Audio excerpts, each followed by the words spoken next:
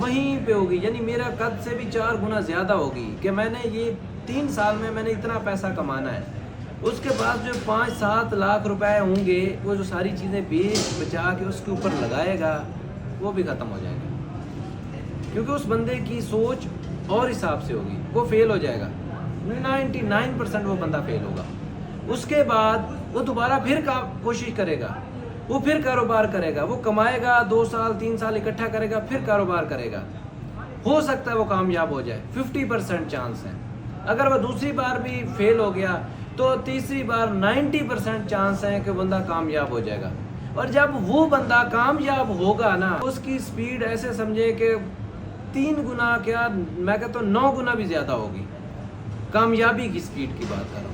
وہ ہر چیز اپنی حاصل کر لے گا، جو اس نے 3 سال میں سوچا ہے ہو سکتا ہے وہ 9 سال میں حاصل کرے۔ 3 سال بہت شارٹ پیریڈ ہوتا ہے، لیکن وہ بندہ